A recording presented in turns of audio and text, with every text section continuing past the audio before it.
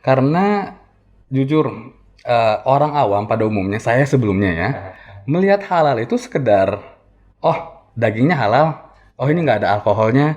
Padahal halal itu lebih luas dari itu pemaknaannya.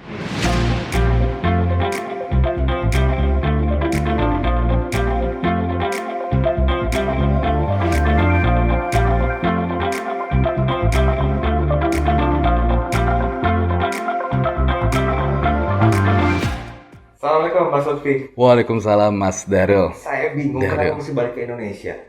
Karena hidup saya ini agak unik Pak ya. Alhamdulillah. Mungkin perjalanan hidup saya memang alhamdulillah bisa dibilang agak beda. Saya itu dari kecil sampai lulus kuliah, kebanyakan saya tinggal di luar negeri.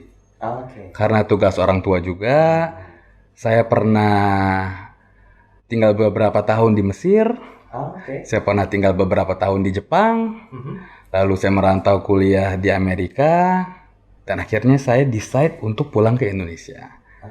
Mungkin saya berpikir juga ada faktor pendidikan orang tua.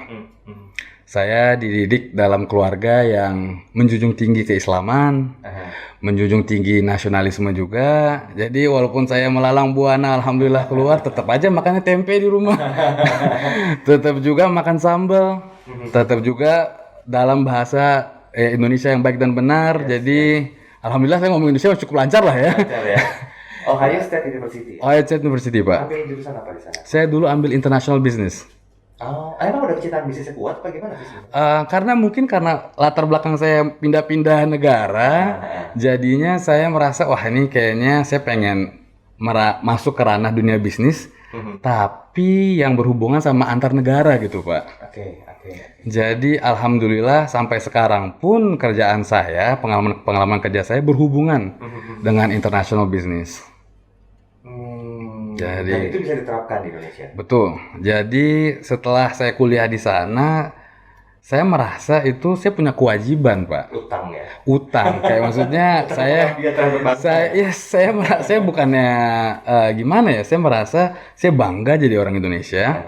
Saya itu merasa juga punya tanggung jawab sebagai generasi muda untuk bisa membangun Indonesia yang lebih baik. Karena saya berharap pengalaman-pengalaman saya di luar, pendidikan-pendidikan yang saya dapat bisa membantu Indonesia, teman-teman di Indonesia untuk bisa lebih bagus lah, lebih baik ke depannya.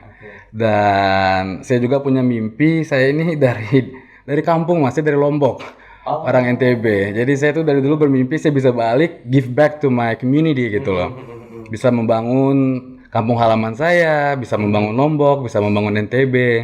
Untuk menjadi provinsi yang maju, untuk menjadi kota yang maju, dan alhamdulillah kita lihat progres Lombok belakangan ini udah mulai terekspos ya, sebagai halal tourism juga, mau dibangun MotoGP dan lain-lainnya. Jadi insya Allah gitu. Jadi sekarang fokusnya kemana? Ke retail? Kita fokus di retail Pak, dan kalau bisa dibilang saya ini kan sekarang bekerja di Lulu Group Retail. Lulu ini gerai retail hypermarket yang kantor pusatnya ada di UAE. Oke. Kita itu sudah banyak lah di Timur Tengah Pak, ada ratusan jumlahnya. Dan kita itu masuk ke Indonesia kalau bisa dibilang sudah 4-5 tahun. Sebelum pandemi berarti ya? Jauh sebelum pandemi, beberapa tahun sebelum pandemi. Tetapi existence Lulu di Indonesia sudah hampir lebih 20 tahun. Karena kita mempunyai buying office di sini, Pak. Oh, di Indonesia? Di Indonesia. Jadi selama hampir 20 tahun, kita sudah ekspor beberapa komoditas dari Indonesia untuk kebutuhan Lulu di Timur Tengah. Antara lain ada garmen, ada buah-buahan, ada sayur-sayuran, ada ikan. Jadi bisnis antara Lulu dan Indonesia ini udah berjalan sudah lama sebenarnya. Jadi kayak gitu Pak. Jadi sebenarnya kalau kita lihat asal muasalnya buah, sayur dan segala macamnya itu memang langsung dari Uni Emirat atau ada negara pemasok lain yang memang mensuplai ke Uni Emirat? Kalau bisa dibilang emang kita Lulu ini punya buying office di berbagai negara. Indonesia salah satunya. Ah, Jadi kadang kita bisa ada kompetisi internal lah kalau bisa dibilang. Mungkin harga rambutan Indonesia hari ini lagi lebih murah dibandingin Thailand. Jadi lebih banyak ambilnya dari Indonesia. oke, oke. Harga ikan, harga teh dan segala macam. Oke, berarti menerapkan fokusnya ke bisnis retail dan Betul. juga konsepnya ini nih. Kalau kita bicara masalah Uni Emirat, Dubai dan segala macam. Yes.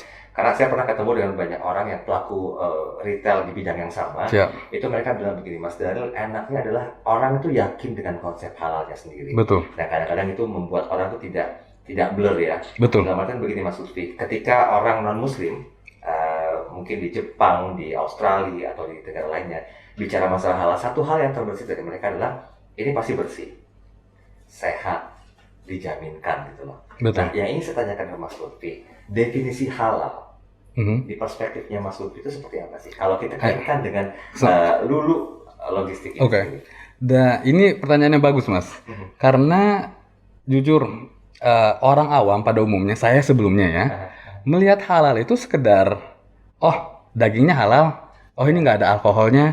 Padahal halal itu lebih luas dari itu pemaknaannya. Mhm. Halal itu is a lifestyle gitu loh. Dan diterapkan sendiri di Lulu bahwa halal itu tidak sekedar kita tidak jual babi Mhm. atau kita tidak jual alkohol. Yes, yes.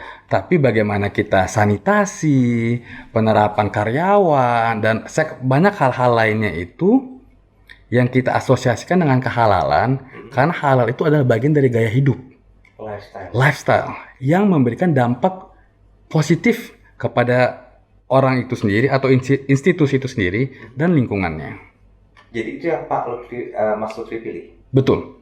Ada alasan lain nggak kira-kira? Karena to put it simply Pak ya, kalau kita menjalankan hidup dengan halal lifestyle, itu dampaknya itu nggak untuk diri kita, untuk lingkungan juga, untuk orang lain juga, dan untuk kedepannya. Jadi kayak Mas yang bilang tadi kan, nggak hanya makanannya, tapi kebersihannya juga, dan lain-lainnya. Oke.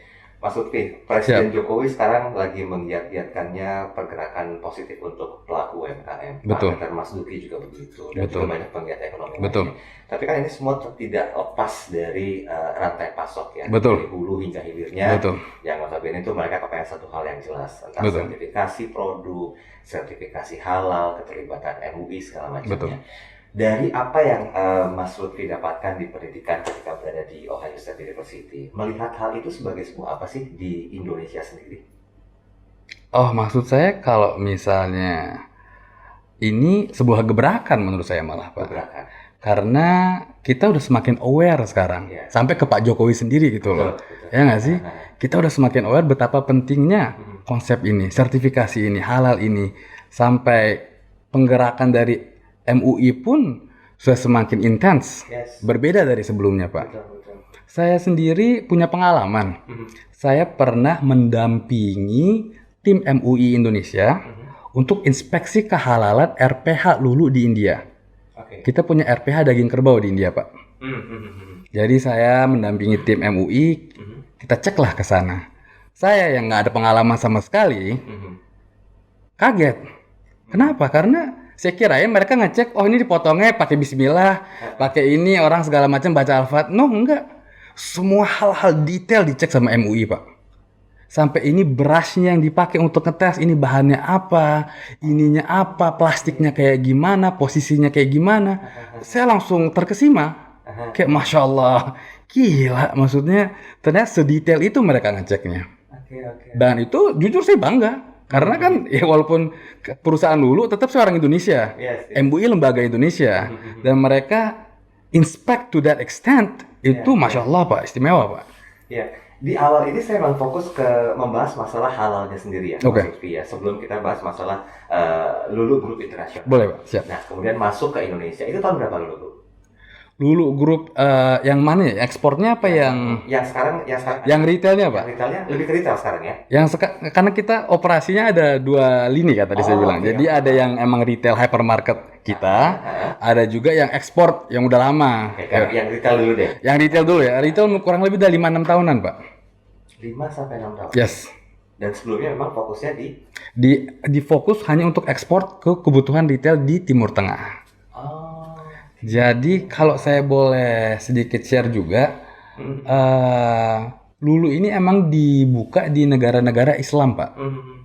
Jadi mainly pertama di UAE, di negara-negara Timur Tengah, di Mesir, lalu buka di Malaysia, dan lalu buka di Indonesia. Oke. Dan saya cukup bangga. Kenapa? Lulu di Malaysia buka lebih awal dibandingin Lulu di Indonesia. Oke, kita telat lah maksudnya. Lulu Malaysia buka jauh lebih awal. Tapi sampai sekarang jumlah Lulu di Indonesia jauh lebih banyak dibanding Lulu di Malaysia. Kok bisa? Nah, karena Pak, Lulu melihat Indonesia ini a very very potential market. Kita, masya Allah, kita SDM kita bagus, ekonomi kita berkembang, maksudnya kreativitas di sini tinggi, dan itulah bukti konkret bahwa Lulu ini benar-benar willing to invest di Indonesia.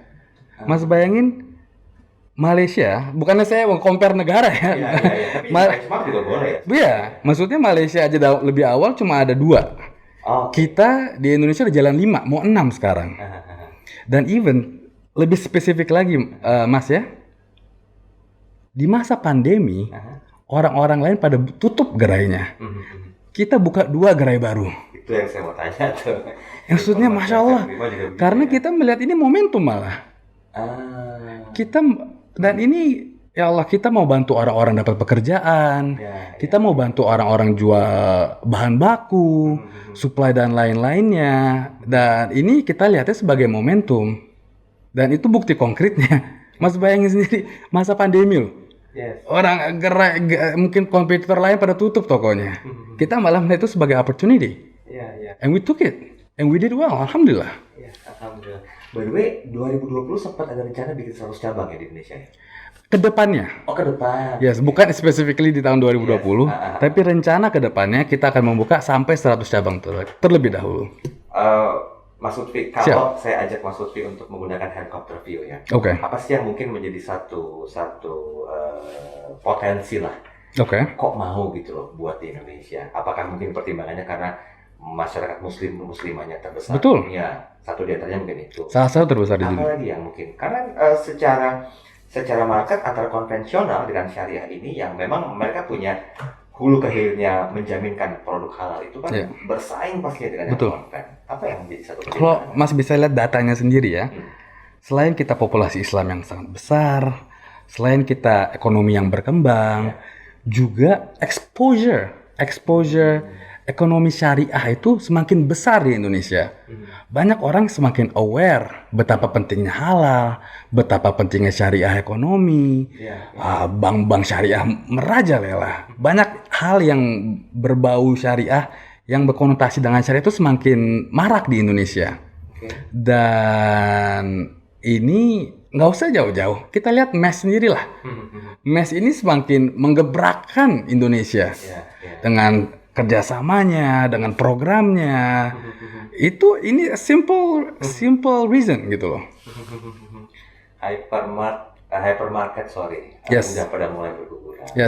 Beberapa retail lainnya juga sudah mulai sebut brandnya gitu. Nah ini hadir malah buka 2 cabang. Betul. Di mana aja posisinya? Yang 2 terakhir yang waktu pandemi itu sebenarnya 3 sih. Pertama di Sentul, lalu di Sawangan, dan yang terakhir di Cimone. Itu daerah penyangga semua ya? Iya Pak. Kenapa fokus ke sana? Karena jujur waktu itu kita fokus di pinggiran kota Jabodetabek, karena residential growth itu banyak di daerah situ.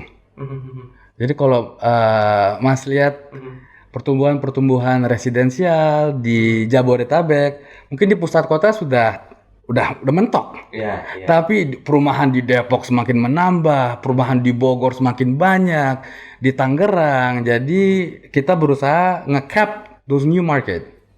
Oke, berarti nggak fokus ke para pelaku UMKM lainnya juga bisa terlibat bersama dengan Lulu Oh, ya? menarik Mas mengenai UMKM ya. Aha. Jadi kita itu tidak, maksudnya kita tuh bukan berkompetisi dengan Iya. UMKM. Iya. Kita malah menggait UMKM, Pak.